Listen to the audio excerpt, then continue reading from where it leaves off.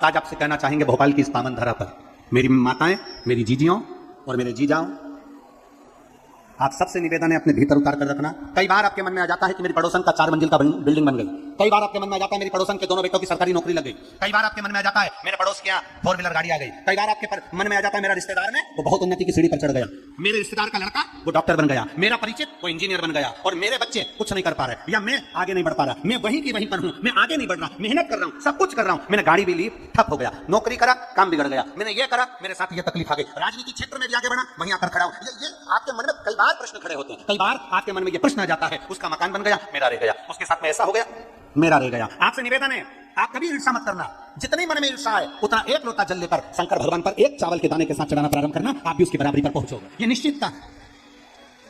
आप ही चावल का एक दाना लेकर, आप ही एक बेलपत्र लेकर, अगर बेलपत्र नहीं है तो शंकर भगवान की बेलपत्र उठाकर शिव पर चढ़ाना प्रारंभ करना। इस बेलपत्र को चढ़ाने के तरीके बहुत हैं, अलग अलग तरीके से बेलपत्र चढ़ाई जाती है, बहुत ध्यान देना। जब आपको कई बार पुरानी कथाएं निकाल कर यूट्यूब पर श्रवण करना, पुरानी कथाओं को निकालना और यूट्यूब पर श्रवण करिए, पुरानी कथाओं को निकालिए और उसको सुनना प्रारंभ करना। उसमें आपको बेलपत्र चढ़ाने के तरीके बताए गए हैं कि अगर हमारे यहाँ सबके बच्चों की नौकरी लग रही है और मेरा बच्चा तैयारी कर रहा है उसकी नौकरी नहीं लग रही, तो उसका भी तरीका है कि बेलपत्र की डंडी किस ओर होना चाहिए।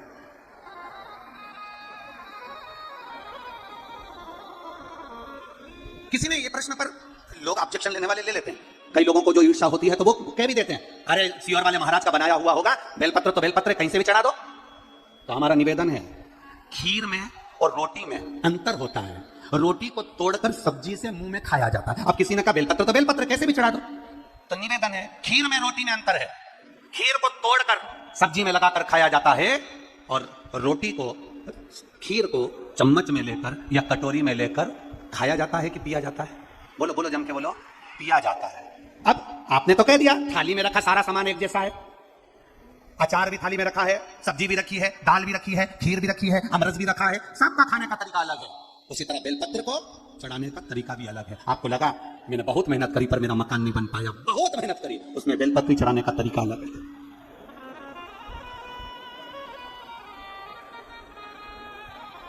एक बेलपत्र में वो सुख जुड़ा हुआ है, एक बेलपत्र में वो आनंद जुड़ा हुआ है जो हमारे जीवन का सारा सुख प्रदान कर देता है, सब कुछ दे देता है। शंकर के मिलन में देरी नहीं।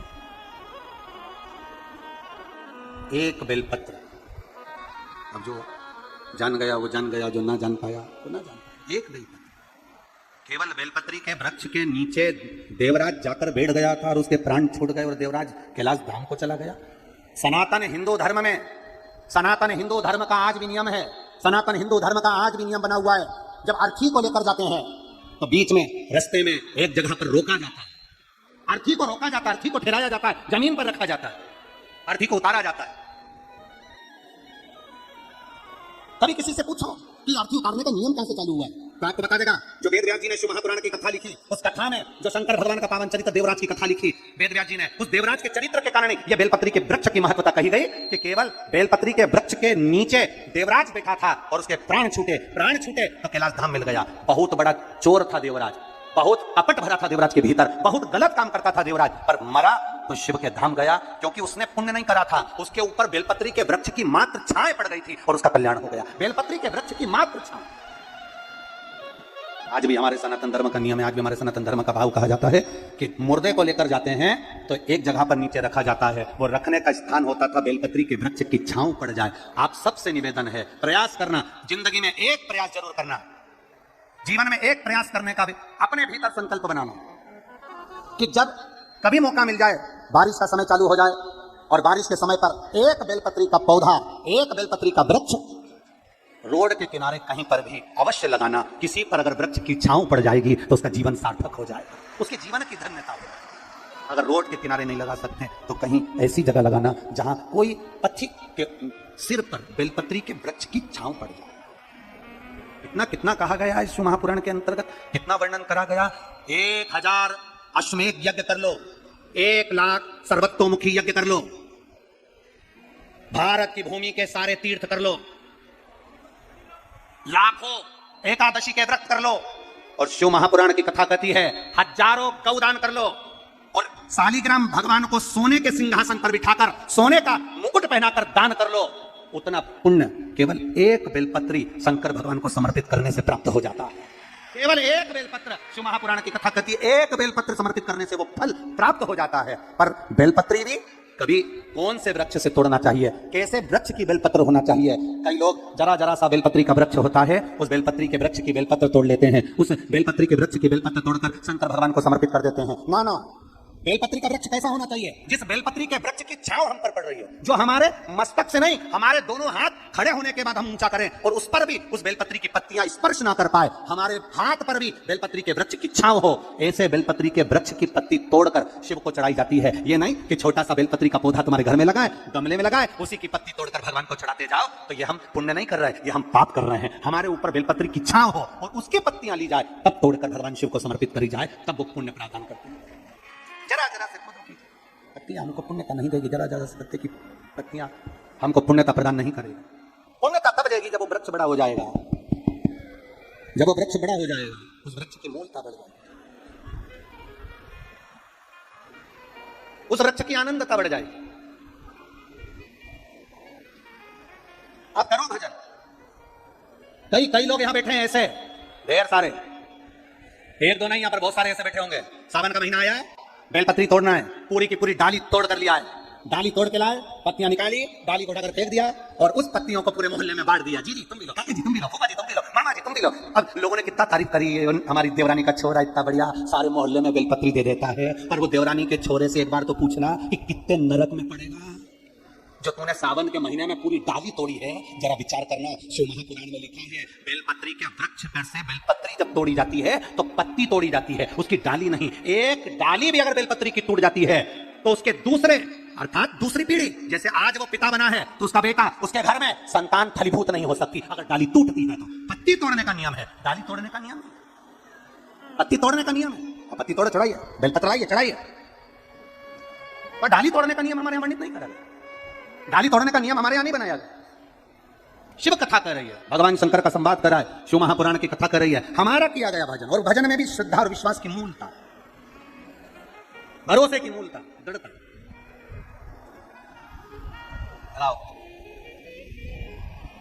जब कभी लगे आपके जीवन में कि मेरे कष्ट का जीवन चल रहा है, कष्ट का, एक बेलपत्र अशोक सुंदरी वाली जगह पर इस डंडी का मुख शिवलिंग की ओर हो, किस ओर हो, बोलते जाओ जरा जल्दी, शिवलिंग की ओर, अशोक सुंदरी वाली जगह, डंडी का मुख शिवलिंग की ओर, एक बेलपत्र शिवलिंग के ऊपर, जिसका डंडी का मुख, तुम अगर ये शिवलिंग है, आप यहां बैठे हो तो आपके साइड डंडी का मुख नहीं होना चाहिए, डंडी का मुख विपरीत दिशा में, आपसे पीछे। एक बेलपत्र अशोक सुंदरी, एक बेलपत्र शिवलिंग, डंडी का मुख उधर, और फिर जल की धार जो लोटा भरकर पानी लेकर गए हो, अशोक सुंदरी से शिवलिंग तक धार लगाना है। यहां से चालू करा, चढ़ाते चढ़ाते यहां तक आना चाहिए, वो जल की धार चढ़ाना प्रारंभ करो। फिर 3 महीने में हमको पत्र लिखकर बताना कुबेरेश्वर धाम पर कि बाबा सुना कि ना सुना। एक एक बेलपत्री का नियम है, एक एक बेलपत्र चढ़ाने का नियम है, दुर्वा चढ़ाने का नियम है, धतूरा चढ़ाने का नियम है, भगवान को शमी का पत्र चढ़ाने का नियम है, शंकर भगवान को रिझाने का नियम है, शिव तत्व को कैसे रिझाया जाए, शंकर का अनुमोदन कैसे करा जाए, मेरे वो घरदानी को कैसे मनाया जाए, उसका नियम हमारे यहाँ शिव महापुराण में वर्णित किया गया। शिव महापुराण में बार बार वर्णन करा गया कि एक बेलपत्र का नियम अपने जीवन को जब धारण करें, वो बेलपत्र कैसे चढ़ना चाहिए, उसका सुख क्या होना चाहिए। व्रत करने वाला जब पशुपति व्रत करता है तो शिव महापुराण की कथा कहती है कि वो दिल से करे। मान लो एक बार आपने पशुपति व्रत करा और कार्य नहीं हुआ, थोड़ा रुको, हो सकता है फाइल थोड़ी सी मोटी हो, छुपाने में समय लग जाता है, पर बाबा दुख काटेगा जरूर, ये निश्चित है। आप उसके शरणागति में गए हो तो खाली नहीं जाओ, आप उसके चरणों में पहुंचे हो तो खाली नहीं गए। जब देवता और राक्षसों ने मिलकर मंथन करा, उस मंथन में सबसे पहले विष नहीं निकला है, उस मंथन में सबसे पहले निकली है गाय, सबसे पहले प्रकट होने वाली है गौमाता, जो मंथन में पहले। उस गौमाता के निकलने का कारण क्या था? मंथन में गाय निकली तो निकली क्यों? गौमाता के मंथन में निकलने का केवल एक कारण था कि मंथन में सबसे पहले गौमाता निकली है, उसके बाद हलाहल विष निकला है। शिव महापुराण की कथा कहती है मंथन में गाय निकलने का कारण केवल इतना था कि जो हलाहल विष निकलेगा और जो इस विष को पिएगा उसका कंठ जलेगा, उस कंठ की जलन को अगर कोई रोक सकता है तो गौमाता का दूध रोक सकता है। एक बात बहुत सुंदर है, ध्यान रखिएगा थोड़ा सा। कभी अगर मौका लगे और सोमवार की अष्टमी पड़ जाए, क्या पड़ जाए सोमवार की? जम के बोलो जरा। अष्टमी। या तो सोमवार की अष्टमी पड़ जाए, या हर महीने शिवरात्रि आती है, हर महीने आती है, या तो सोमवार की अष्टमी पड़ जाए या फिर सोमवार की शिवरात्रि पड़ जाए, हर महीने आती है। प्रयास करना। कहीं से देसी गाय का दूध मिल जाए, थोड़ा सा दूध देसी गाय का मिल जाए, थोड़ा सा दूध। देसी गाय का थोड़ा सा दूध अगर प्राप्त हो जाए, बेलपत्री के पत्ते से दूध कटोरी में लेकर, मात्र बेलपत्री के पत्ते से एक एक बूंद अगर दूध, आप एक बूंद अगर ज्यादा ना मिला हो, एक चम्मच भी अगर आपको दूध देसी गाय का मिल गया हो, और सोमवार की अष्टमी पड़ जाए या सोमवार की, जम के बोलो, शिवरात्रि पड़ जाए, उसमें केवल अगर देसी गाय का दूध मिल जाए, जर्सी गाय का नहीं हो, देसी गाय का अगर दूध मिल जाए, बेलपत्री के पत्ते से, तुम्हारे घर के अंदर अगर शिवलिंग है या मंदिर में शिवलिंग है या तुम्हारे नजदीक में कोई शिवलिंग है, उस पर बूंद बूंद, एक एक बूंद अगर शिवलिंग पर दूध समर्पित कर रहे हो, श्री शिवाय नमस्तुभ्यम, नमः शिवाय, या षडाक्षर मंत्र ओम नमः शिवाय, या 33 अक्षर का मंत्र महामृत्युंजय मंत्र, इसका स्मरण कर कर शिव जी पर देसी गाय का दूध समर्पित कर कर इस बेलपत्री को अशोक सुंदरी वाली जगह पर अगर आप समर्पित कर देते हैं, फिर आप जिस भी चीज के लिए अप्लाई करें, मेरा देवाधिदेव महादेव आपका हाथ पकड़कर खींच कर आगे बढ़ा ही दे। मेहनत करना, कर्म पूरा करना, पढ़ाई अच्छी करना, और पढ़ाई के साथ में विद्या अध्ययन करने के साथ में अच्छी मेहनत के साथ में देसी गाय का दूध भगवान शंकर को समर्पित करना, भगवान शंकर को समर्पित करना, देसी गाय का दूध धीरे धीरे धीरे धीरे समर्पित करना, भाव के साथ आप समर्पित करना। एक गला पकड़ रहा है बाबू, देसी गाय का दूध एक एक बूंद समर्पित करो, धीरे धीरे समर्पित करो। और देसी गाय का दूध जब धीरे धीरे समर्पित करें, बड़े रास्ते से, आनंद से, धीरे धीरे जब आप समर्पित करेंगे, बेलपत्री वही दूध में सनी हुई बेलपत्र अशोक सुंदरी वाली जगह पर, उस समय पर डंडी का भाग शिवलिंग की ओर नहीं होना चाहिए, उस समय पर डंडी का भाग जहां से पानी बहकर जाता है अशोक सुंदरी की ओर से, वहां पर होना चाहिए। कार्य में सफलता मिलती ही है। शिव तत्व को धारण करें, शिव की आराधना, शिव महापुराण की कथा कर रही है। गाय को प्रकट करने का कारण केवल इतना था कि जो विष पिया है, उस विष के कारण कंठ में जलन, कंठ में जलन नहीं होना चाहिए, विष के। शिव तत्व की धारणा, शंकर भगवान का गुणगान, शिव की स्तुति, शिव तत्व को आनंद कर देते। आगे वर्णन किया, शिव महापुराण की कथा कहती है,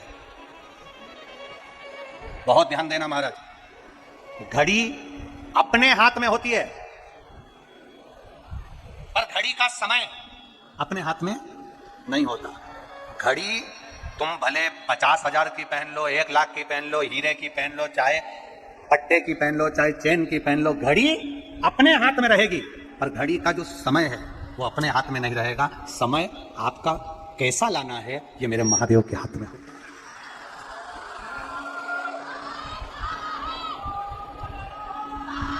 घड़ी अपने हाथ में होगी, पर घड़ी का समय अपने हाथ में नहीं है। उसी तरह भगवान के मंदिर में जाना, अपन जा सकते हैं, शंकर जी पे 1 लोटा जल अपन चढ़ा सकते हैं, शिव जी की स्तुति अपन कर सकते हैं, शंकर भगवान का गुणगान अपन कर सकते हैं, शिव नाम का स्मरण अपन कर सकते हैं, शंकर की स्तुति अपन कर सकते हैं, और बाबा से प्रार्थना अपन कर सकते हैं। पर इतना जरूर याद रखना कि आपने दिल से, मन से, भाव से 1 लोटा जल शिव को जो समर्पित करा है, वो जल खाली नहीं जाता। शिवलिंग पे चढ़ा जल माता पार्वती जी के हस्त कमल पर आकर गणेश कार्तिकेय से होता हुआ, अशोक सुंदरी के पास से होता हुआ, 33 कोटि देवताओं का स्मरण करता हुआ हमें सुख प्रदान कर देता है और हमारा कल्याण कर देता है। वो जल सहज सारी समस्या का हल, बोल बम का नारा है। हम उसके भरोसे पर जिए, हम उसकी साधना में जिए, हम उसकी आराधना में जिए, हम उसकी अविरल भक्ति में जिए। आगे वर्णन किया गया सुंदर स्वरूप में भगवान शिव की अविरल भक्ति का जो वर्णन किया गया महाराज, तो विष समाप्ति का कोई केंद्र नहीं, पर विष की जो जलन है वो समाप्त हो। आगे वर्णन किया गया, बड़े भाव से 12 ज्योतिर्लिंग के चरित्र का वर्णन शिव महापुराण कर रही है। पहला सोमनाथ जी का वर्णन किया गया, सोमेश्वर महादेव। देखिए 5 दिन की कथा में आज आप लोग जो इतनी संख्या में आए हो, बाबा से जब यहाँ से जाओ, भूमि को, जमीन को प्रणाम कर कर, रज को अपने मस्तक चढ़ाकर बाबा से दिल से प्रार्थना कर कर जाना, बाबा मैं तेरे भरोसे। किसके भरोसे हूँ? एक बार वो लाइन को आप प्रेम से गुनगुनाओ, सब जितने बाहर खड़े हैं वो भी और जितने बैठे हैं वो। मेरे बाबा दया करना, मैं तेरे भरोसे हूँ, मेरे बाबा दया करना, मैं तेरे भरोसे हूँ। भगवान शिव के भरोसे रहना, शंकर की स्तुति करते रहना। चंद्र का काया रोग हुआ, भटकते रहे चंद्र। ऐसी कोई जगह नहीं थी जहां चंद्रदेव ना गए हो, ऐसा कोई स्थान नहीं था जहां चंद्रदेव ने जाकर विनती ना करी हो। भटकते रहे चंद्रदेव, निवेदन करते रहे चंद्रदेव। देव ऋषि नारद ने जाकर कहा आप जाओ और भगवान शंकर का शिवलिंग बनाओ और उसकी आराधना करो। पार्थिव शिवलिंग की आराधना करना, उसकी पूजन करना, और या अपने नजदीक में जो शिवलिंग हो उसकी आराधना करना, उसकी पूजन करना सुख प्रदान करता है। शिवलिंग का निर्माण करा चंद्रदेव ने। शिवलिंग का निर्माण कर कर शिवलिंग जब बनाया, उसकी पूजन करी, भगवान देव आदिदेव महादेव प्रसन्न हो।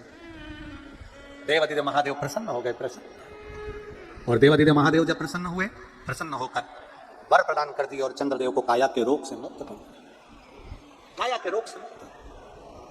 हमारा जो महामृत्युंजय मंत्र है, इस मंत्र का जब हम स्मरण करते हैं तो उसमें हमारे भाव छुपे होते हैं, भाव छुपे।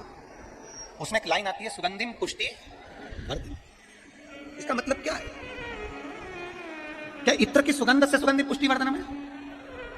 क्या इत्र की सुगंध से हम कहेंगे कि भगवान को सुगंधिम पुष्टि वर्धनम है? ना। शिव महापुराण की कथा कहती है, संपूर्ण ब्रह्मांड में भगवान शंकर के, जो भगवान शिव ने करुणा करी है, जो भगवान शिव ने कृपा करी है, जो भगवान शंकर हर पल हर क्षण कृपा करते हैं, ये भगवान शिव की करुणा की सुगंध है जो संपूर्ण ब्रह्मांड में फैली हुई है। वो सुगंध फैलने वाले देव आदिदेव महादेव मुझ पर कृपा करें, मुझे रोग से मुक्त करें। चंद्रदेव रोग से मुक्त। अगला वर्णन आया श्री मल्लिकार्जुन का, जिन्होंने षडानंद कार्तिकेय जी ने तप कर भगवान शिव को प्राप्त करा। अगला वर्णन आया है श्री महाकालेश्वर का, दूसरे नाम के राक्षस का संहार भगवान शिव जी ने करा, कालाधिपति बनकर विराजमान हुए। अगला वर्णन आया ओमकारेश्वर का, बिंद नामक पर्वत में तप किया और भगवान शिव को प्राप्त किया। अगला वर्णन आता है फिर केदारेश्वर का, नर नारायण ने तप कर कर भगवान शंकर को अपना बनाया है। भीमा शंकर का वर्णन आया, कुंभकर्ण की धर्म पत्नी करकटी, करकटी का पुत्र था भीम, जिसने उपद्रव मचाया, उस भीम का संहार भगवान शिव ने करा। शिव जी का नाम भीमा शंकर हो गया। अगला वर्णन आया है काशी विश्वनाथ, मनु शत्रुपा ने तप कर कर भगवान शिव को प्राप्त किया। फिर अगला वर्णन आया त्र्यंबकेश्वर। गौतम बाबा पर गौ हत्या का दोष लगा और गौतम बाबा ने माहिल्या के साथ मिलकर शिव जी की स्तुति करी, तो उनसे ब्रह्मा विष्णु महेश ने आकर गौ हत्या के दोष से मुक्त करा। अगला वर्णन आया है श्री वैद्यनाथ। रावण भगवान शिव को कैलाश लेकर जा रहे थे, पर मेरे बाबा कैलाश जाना नहीं चाहते थे, मेरे बाबा लंका जाना नहीं चाहते थे। कैलाश पे से शिवलिंग लेकर लंका के लिए चले और बीच मार्ग में देवादिदेव महादेव ने अपना वजन भारी कर लिया। रावण ने शंकर के भगवान के शिवलिंग को वही भूमि पर रख दिया, भगवान वैद्यनाथ जी के रूप में विराजमान हो गए। अगला वर्णन आया है श्री नागेश्वर। दारुक नाम के राक्षस का भगवान ने संहार किया और भगवान नागेश्वर के रूप में विराजमान हुए। फिर अगला वर्णन आया श्री रामेश्वरम। देखिए कितना सुंदर संवाद कहा है भगवान ने। जब समुद्र पर भी विजय प्राप्त नहीं हो पा रही है, समुद्र को जीत नहीं पा रहे, समुद्र को पार नहीं कर पा रहे, तब भगवान शंकर पार्थिव शिवलिंग का निर्माण करते हैं, रामेश्वर धाम की स्थापना करते हैं। और रामेश्वर धाम की स्थापना कर भगवान शिव की आराधना कर भगवान राम तब शिव जी की आराधना कर उनका आशीर्वाद लेकर आगे बढ़ते हैं, तब जाकर भगवान लंका पर विजय प्राप्त करते हैं। यहाँ शिव महापुराण की कथा कहती है कि भगवान राम, भगवान कृष्ण भी शिव की आराधना में लगे रहे, तो उन्होंने शिव तत्व को प्राप्त किया। अगला वर्णन है श्री कृष्णेश्वर। सुधर्म नाम के ब्राह्मण की दो धर्म पत्नियां भूष्मा और सुदेहा। सुदेहा को भूष्मा का पुत्र मिला था जिसको उसने मार दिया था। भूष्मा ने शिव की स्तुति कर अपने बच्चे को फिर जीवित पाया, कृष्णेश्वर महादेव के रूप में विराजमान हुए। ऐसे 12 ज्योतिर्लिंग का चरित्र शिव महापुराण की कथा के अंतर्गत वर्णन किया गया। भाव और आनंद। चंचुला देवी जो अपने पति के लिए कथा सुन रही है, वो कथा का रसतत्व ग्रहण करती है और उसका पति प्रेत योनि से मुक्त होकर देव योनि को प्राप्त होता है। ऐसा पावन शिव महापुराण की कथा सुंदर नरेला विधानसभा भोपाल के अंदर चल रही है, जिसका आज विराम होने जा रहा है। भाव भक्ति के साथ पूरे भोपाल क्षेत्र के भक्तों ने इस कथा का रसतत्व ग्रहण करा। संपूर्ण लोगों ने, भक्तों ने लाखों की संख्या में पहुंचकर इस कथा का आनंद लिया, जो संपूर्ण विश्व का कल्याण करने वाली है। एक बार पूरे नरेला क्षेत्र को और पूरे सारंग परिवार को जोरदार ताली बजाकर स्वागत वंदन अभिनंदन है, जिन्होंने इतनी सुंदर कथा का रसतत्व ग्रहण करवाया। बहुत बहुत साधुवाद है आदरणीय विश्वास जी सारंग जी को, जिन्होंने इस कथा को अपने हृदय से, अपने माता पिता की स्मृति में इस कथा का रसतत्व ग्रहण करवाया। ये साधारण कथा नहीं है। एक बार मैं कहूंगा, लोग अपने राज सत्ता के लिए और अपने वैभव के लिए कथा कराते हैं, पर आदरणीय विश्वास भैया आपको साधुवाद है जो आपने ये कथा अपने माता पिता की स्मृति के लिए कराई। जोरदार ताली बजाएं। बहुत बहुत साधुवाद, बहुत बहुत धन्यवाद सभी श्रोता भाई बहन। शिव की अविरल भक्ति जब भीतर उकले, शिव का भजन जब भीतर उबलना प्रारंभ हो और वो गिरना प्रारंभ हो, तब जीव भगवान शिव की शरणागति में पहुंचता है, तब जीव भगवान शंकर के पास पहुंचता है, तब जीव भगवान के पास पहुंचता है।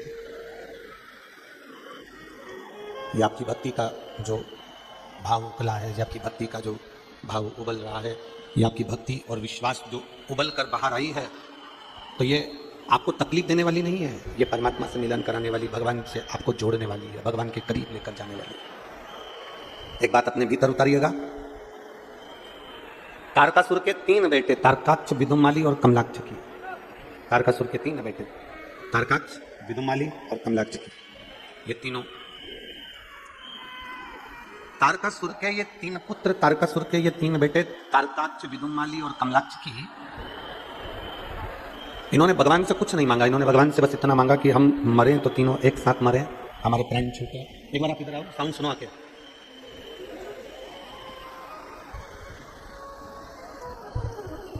तारकासुर के 3 बेटे, तारकाक्ष, विदुमाली, कमलाक्ष की, इन तीनों को, तारकाक्ष, विदुमाली, कमलाक्ष की, इन तीनों ने जो वर मांगा वो केवल एक वर मांगा कि हम तीनों के प्राण छूटें तो एक साथ छूटें, हम तीनों के प्राण जाएं तो एक साथ जाएं, और हमको 3 पुरियों का निर्माण करा दीजिए, हमें 3 अलग अलग नगर बसा दीजिए। 3 नगर बसाने से मतलब क्या है कि हम 3 पुरियों में रहेंगे और अलग अलग रहेंगे, और हमने मांगा कि हमारे प्राण छूटे तो एक साथ छूटे, तो हम कभी इकट्ठे ही नहीं होंगे, एकाग्रित नहीं होंगे, और कभी हम एकाग्रित नहीं होंगे तो हमारे प्राण कभी छूटने वाले नहीं, हम कभी मरने वाले नहीं, फिर हमारे प्राण जाएंगे ही नहीं।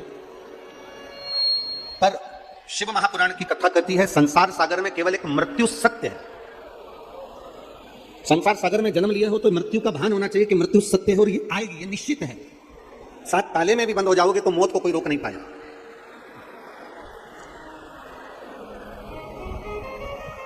मृत्यु पर विजय किसी की प्राप्त नहीं है, मरना निश्चित है, मौत निश्चित है। दुनिया में 2 चीजों का स्मरण रखें, आज तक ऐसा कोई औषधि देने वाला नहीं मिला जो मौत को रोक ले, किसी को मरने ना दे, आज तक कोई ऐसा औषधि देने वाला नहीं मिला। और दूसरा, आज तक दुनिया में ऐसा करोड़पति नहीं मिला, ऐसा धनपति नहीं मिला, ऐसा सत्तापति नहीं मिला, ऐसा वैभवपति नहीं मिला जो अपने पैसे के बल पर अपने निकले हुए समय को खरीद कर बता दे, ये दुनिया में नहीं हुआ है।